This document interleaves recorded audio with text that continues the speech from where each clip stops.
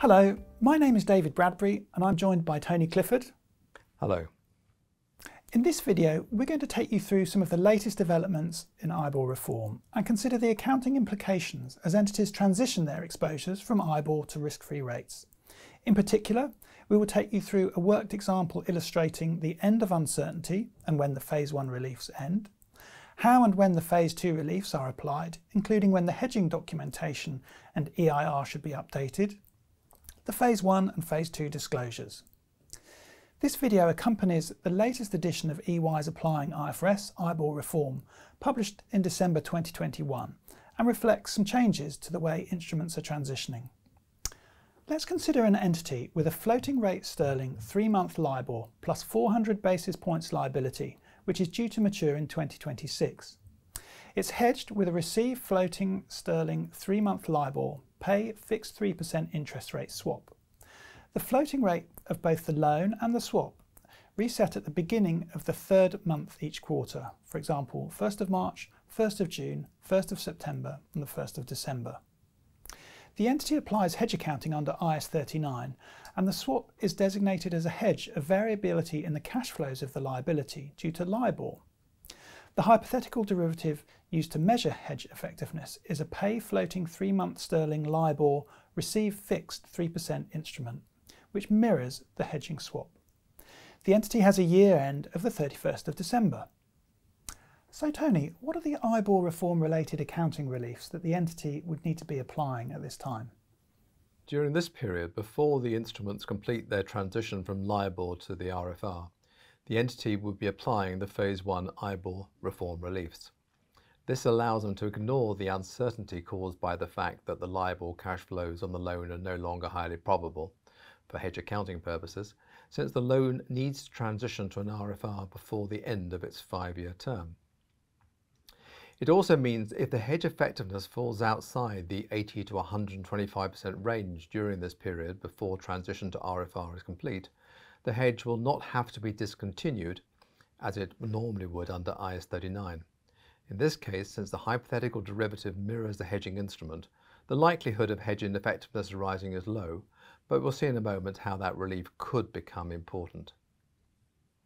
The entity would of course have to provide disclosure of the notional value of the hedging relationships to which the Phase 1 reliefs are being applied. So then during November, a fallback is added to the loan agreement, stating that it will transition to SONIA on the 1st of January 2022. This will take effect if bilateral agreement has not been reached by the entity and the lender to transition the liability from sterling 3-month LIBOR before that date. During December 2021, the entity transitions the hedging instrument from sterling 3-month LIBOR to SONIA. The transition results in the inclusion of a credit adjustment spread, or CAS, to reflect the difference between the IBOR and RFR.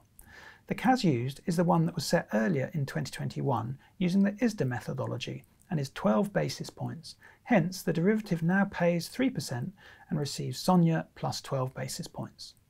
Since the swap reset to sterling LIBOR on the 1st of December, the rate remains unchanged and the first reset to SONIA plus 12 basis points will occur on the 1st of March 2022.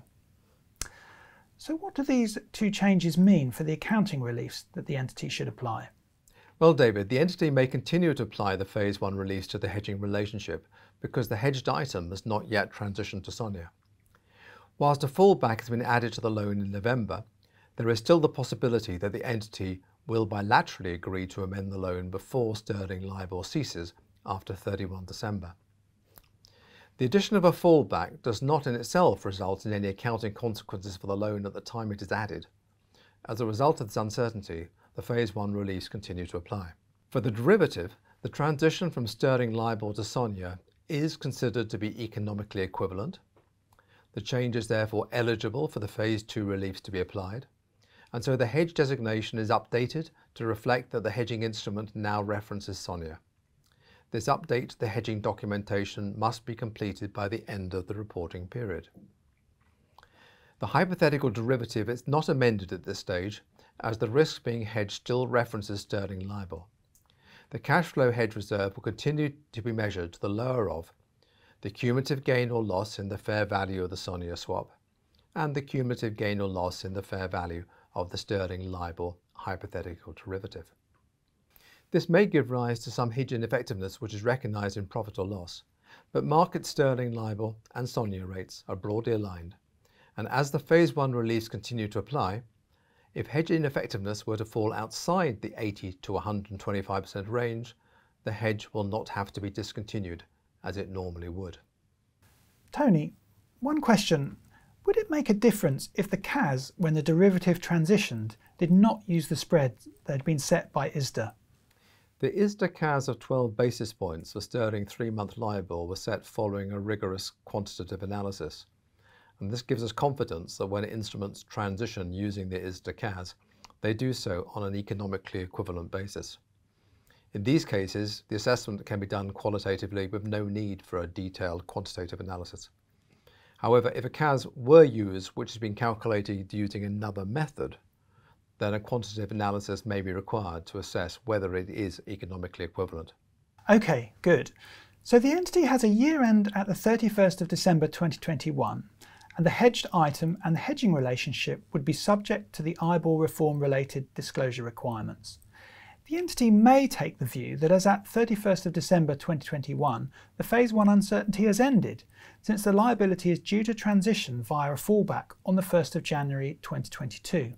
If that were the case, they would not include the hedging relationship in the Phase 1 disclosures at year end.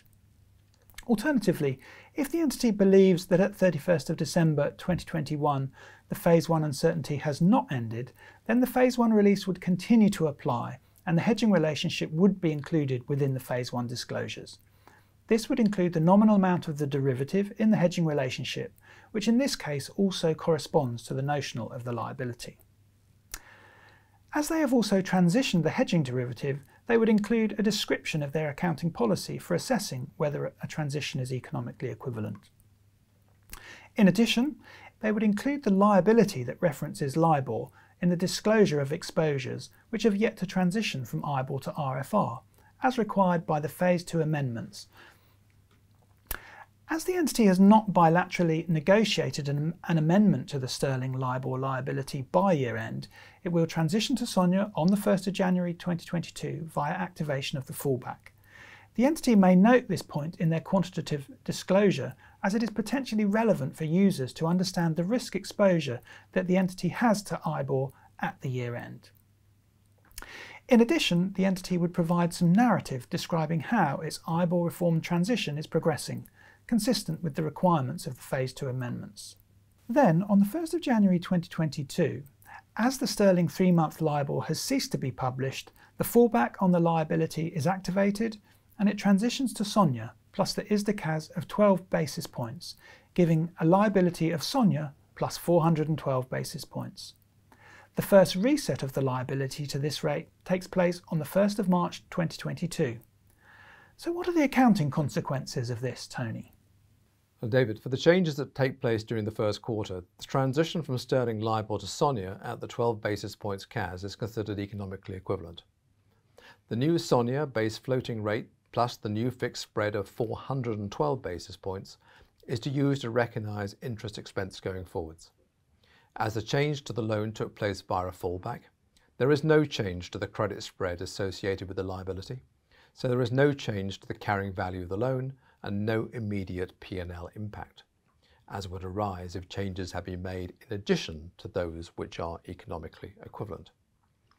And the revised effective interest rate takes effect from the 1st of March 2022, the date that LIBOR was first due to reset. The hypothetical derivative used to measure hedge effectiveness is updated to be a swap receiving fixed 3% interest and paying SONIA plus 12 basis points with effect from 1 March 2022. The hedge designation is updated by the end of the reporting period. And what would the difference have been if for the entity's liability, in November 2021, it had not been possible to put the fallback in place to agree the transition of the liability from sterling LIBOR to SONIA? In that case, the liability would have continued to reference sterling LIBOR, which ceased to be published on 1 January 2022. It would therefore have reverted to what's called synthetic sterling LIBOR. This is being used for what are known as tough legacy exposures that entities are unable to transition from LIBOR. Synthetic LIBOR will be available until the end of 2022 and will be calculated based upon term SONIA plus the CAS. The transition to synthetic LIBOR qualifies as economically equivalent, but the rate is not an RFR, so the liability will continue to be included in the exposures that are yet to transition to an RFR. The hedge designation will be updated, and the hypothetical derivative will be amended to reference a synthetic LIBOR. This could be expected to give rise to some hedge ineffectiveness, but this should be low, and the Phase 1 release will in any event continue to apply. Thank you very much, Tony. Thank you. So that brings us to the end of this video. We hope you found it helpful. For a more detailed explanation of how the IFRS IBOR reform reliefs apply in practice, please refer to EY's Applying IFRS IBOR Reform December 2021 and EY's Good Bank 2021, which can be found at ey.com/IFRS with other relevant material. So thank you for watching and goodbye.